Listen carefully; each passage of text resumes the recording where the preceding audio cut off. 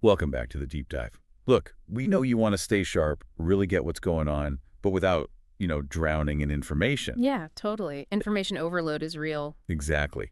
So you pointed us towards this great piece by James Clear, The Ultimate Productivity Hack is Saying No, and that's what we're digging into today. And James Clear, well, he's the author of Atomic Habits, right? So millions follow his thinking on productivity habits, decision A making. real authority. Definitely. So when he says saying no is the ultimate productivity hack, well, that feels like something worth unpacking for you It listening. really does. And he jumps right in, Yeah. suggesting that the best way to get more done isn't always adding tasks, but maybe subtracting them. Taking things away. Yeah, he uses that tech analogy. There is no code faster than no code. Simple, but kind of profound when you think about your own day-to-day. It really hits home, doesn't it? It's like the fastest meeting is the one you didn't have. The quickest task is the one you realize you didn't need to do. Mm. And Clear's point isn't just, be lazy or avoid work. It's that saying no is actually a strategic move. It's about managing your time and energy. Right, not just being negative. Which brings us to a key idea he raises, that yes and no, they don't really carry equal weight, do they? Not at all. That's a really crucial distinction he makes. When you say no, you're turning down, well, one specific thing, one option. Okay. But when you say yes, you're implicitly saying no to absolutely everything else you could have done with that time, with that energy. Wow, okay. That's the opportunity cost right there in plain sight. Exactly. I think Tim Harford said something similar.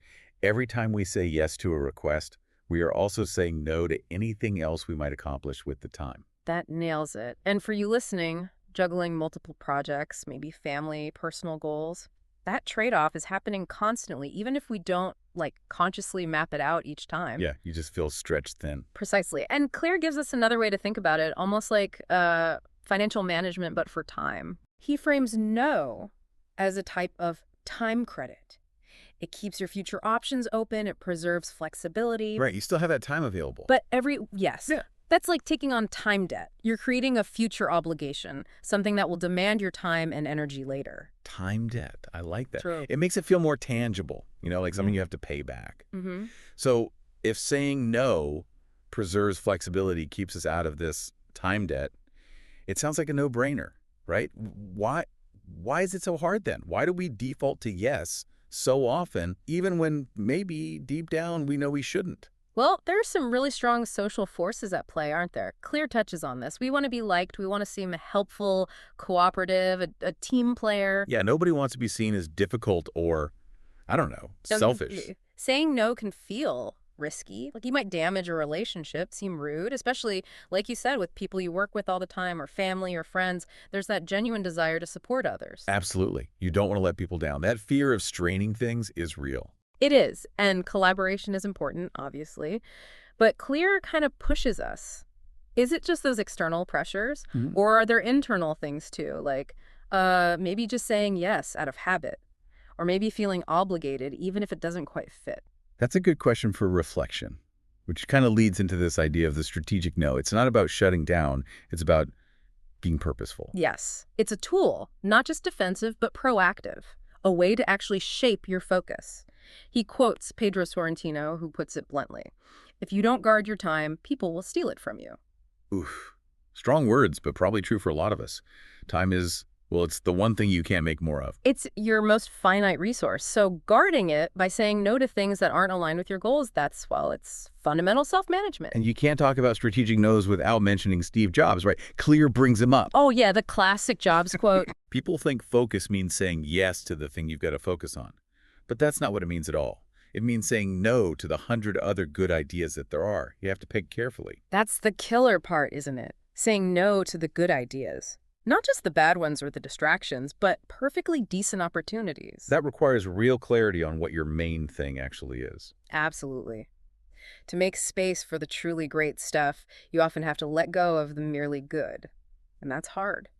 And does this change over time? Like as you maybe get more successful or have more responsibilities, Does the way you need to say no evolve? Kerr argues it definitely does. He talks about needing to upgrade your no. Upgrade your no. How so? Well, early on, maybe it's about saying no to obvious distractions, things that are clearly wasting your time. Pretty straightforward. Okay. But as you gain more opportunities, maybe more success, the things you're offered get better. They become genuinely good opportunities. Right. Things you might have jumped at earlier.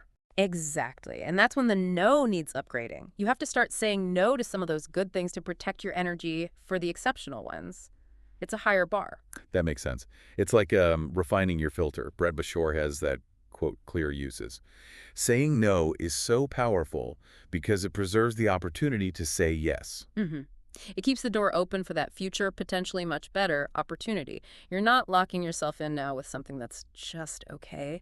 So it's about playing the long game with your time, protecting future yeses. That's a great way to put it. You're preserving that potential. Okay, so the why is clear.